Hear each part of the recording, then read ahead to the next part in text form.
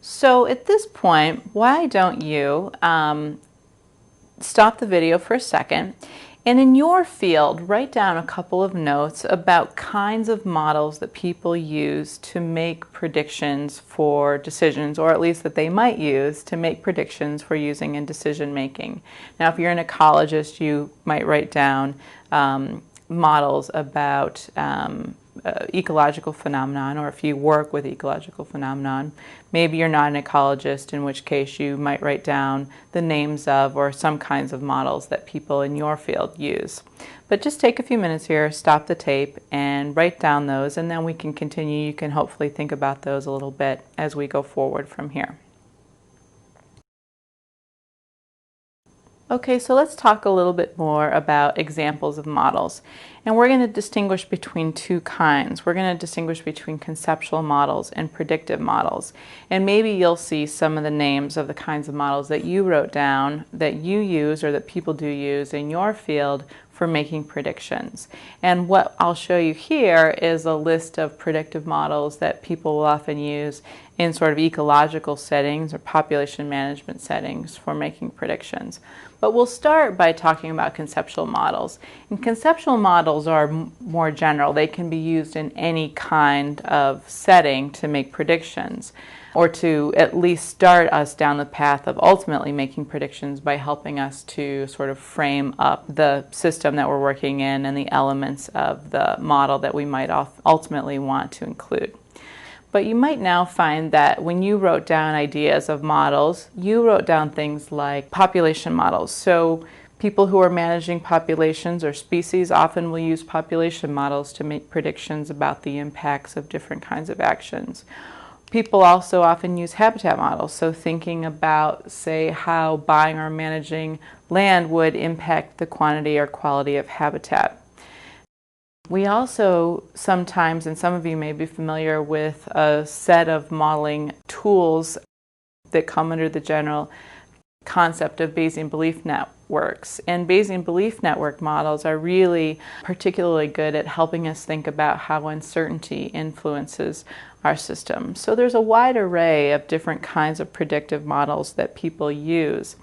Conceptual models are really good for helping us think about the different elements that we might need to represent ultimately in a predictive model to, again, frame our decision and help structure our analysis, be transparent, and communicate our analysis to other people. Once we understand the conceptual model that we're trying to build, a system that we're trying to model with a conceptual model, then we often will move into some of these more field-specific kinds of predictive models like population models, habitat models. If you're an economist, you might have written down the names of certain kinds of economic models. There are different kinds of management models that people use. So there's a fairly wide array of different kinds of models that people use to make predictions. We're going to focus today in more detail on a wider tool of conceptual models that are useful for helping us structure our problem and our analysis. Before we do that, though, let's talk a little bit about the criteria or the questions that we ask to help us to decide what kind of model either to build or to use in developing a decision framework and making predictions.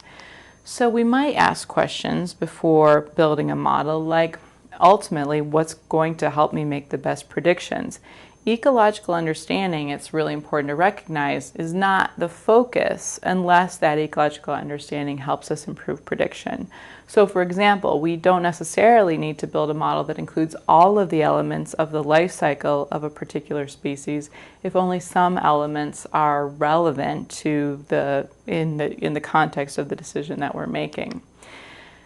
We might ask questions like, what are the pertinent model variables? And remember, we talked about that model inputs are essentially the alternatives that we have.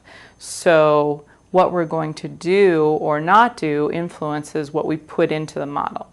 What we're trying to gain or what we're trying to achieve, that is our objectives, that should tell us something about what the model output should be. So we make predictions about our objectives. We also want to ask what uncertainty we need to include. If we have really important uncertainty about our system, we need to recognize that when we build our models, and so maybe we need to ask, will this alternative be effective depending on how that uncertainty actually is resolved? We have to incorporate uncertainty, but it's also important to say that we don't necessarily need to incorporate all the uncertainty that we have about a system. We only need to really incorporate the uncertainty that affects the decision. We also often will need to think quite a bit about the amount of complexity that we need to include. So let's take an example like the life cycle, the annual cycle of the red knot. So this came up in a decision problem that basically involved the harvest of horseshoe crabs in Delaware Bay. Delaware Bay is an important stopover site for red knots on their way from their wintering grounds in South America to their breeding grounds in the Arctic. They stop over at Delaware Bay, and they primarily, while they're there, are eating horseshoe crab eggs.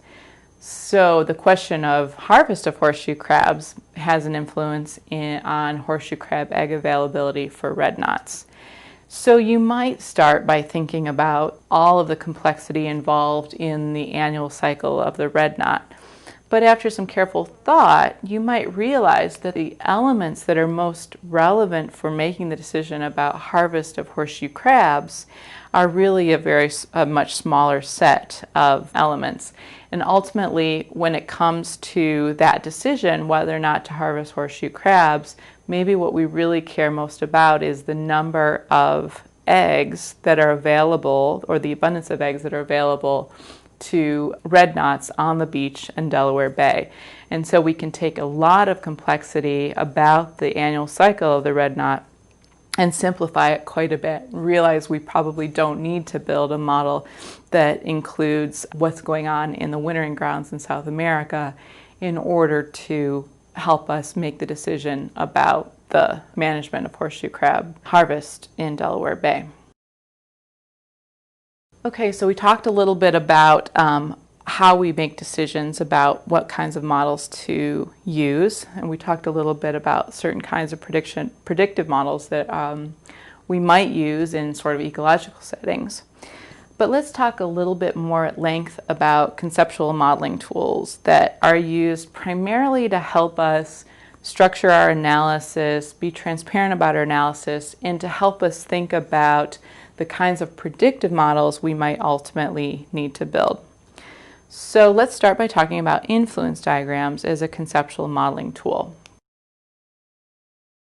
So influence diagrams conceptually make links between actions and objectives. And we distinguish in influence diagrams between relationships that we can and can't control. And we indicate this kind of information through the use of nodes and arrows. And there's different kinds of nodes in influence diagrams. We think about decision nodes. So these are situations where we have a choice. We can decide to do A, B, or C.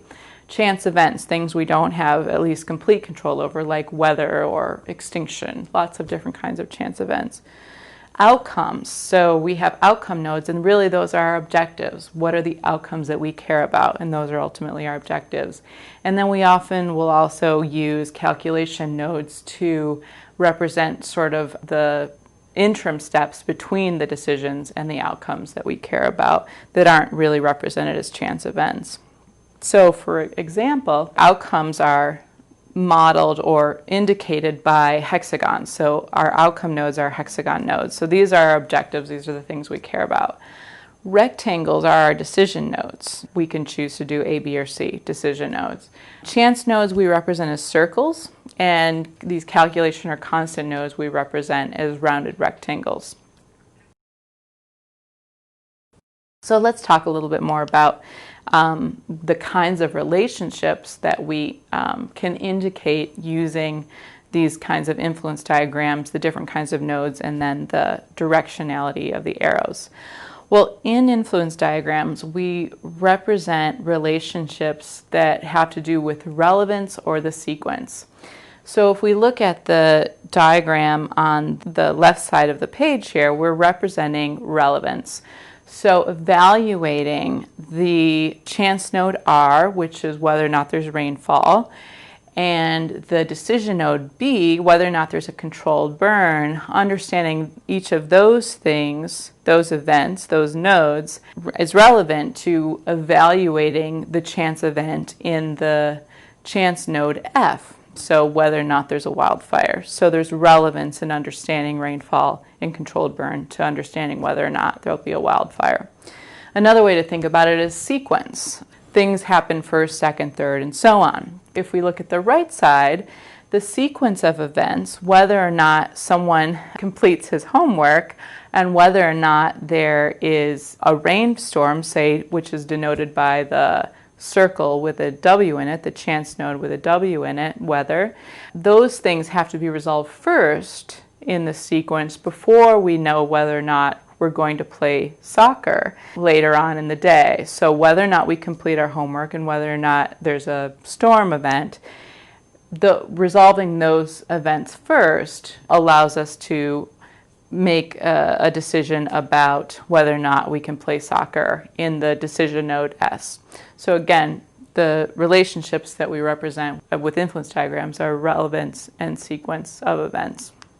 We can look again for an example of a influence diagram at the crane nest failure example that we talked about in the alternatives module, Module D. Again, we talked about this idea of crane nest failure at Necedah National Wildlife Refuge.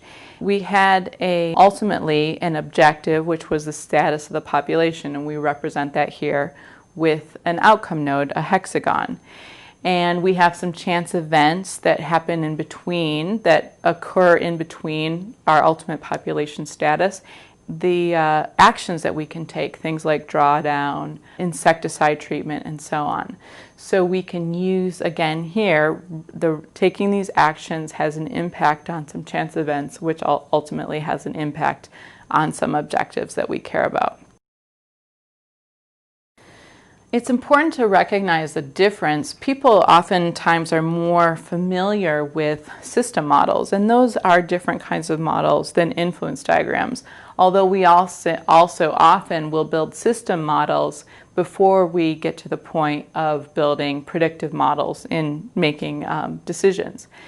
But there is a difference between influence diagrams and system models. So in influence diagrams, the nodes and the arrows represent our belief or our knowledge about how different variables affect other variables. In system models, the nodes we have actually represent stocks of quantities. So for instance, we might have a node that represents the abundance of a population, and the arrows represent flows into and out of those stocks. So when it comes, if we're thinking about a stock that represents abundance, we might have flows that represent things like births and deaths.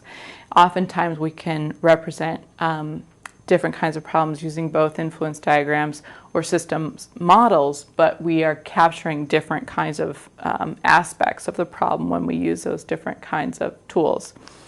So let's look a little bit more at this. Horseshoe crabs and shorebirds, which we talked about a little bit earlier in terms of simplifying more complex models. So here we have an influence diagram where the thing that we ultimately care about, our objective, is to maximize the horseshoe crab eggs on the beach for red knots. And we have some chance events that have an influence on that. The weather has an influence on horseshoe crab eggs. And we have some decisions that have an influence on that. Whether or not we allow the harvest of horseshoe crabs or not has an impact on the amount of horseshoe crab eggs that are available for red knots. Now let's contrast that influence diagram where the nodes represented decisions and different variables, outcomes that influenced each other, with a system model of this sort of similar system. But here we have a node that is the number of spawning crabs. So that is a node that is actually a stock. It's truly the number of spawning crabs. Now that has an influence on things like the surface eggs, which again is the thing that we care about. But using this kind of a system model, we can think about how things flow in and out of that spawning crab stock, births and deaths of crabs, the harvest of crabs, and so on, influences spawning crabs. The important point here is that both the system model and the influence diagram are ways to help us structure our analysis, understand our problem, visualize our problem, talk about our problem with other people, and ultimately they both should get us closer to building predictive models, quantitative predictive models of our system. So let's take a minute and try a little example. We have a question about whether or not to establish a reserve. So we have some endangered species that we would like to keep from going extinct, and we'd like to possibly establish a reserve or maybe not. Our objective is to maximize species persistence.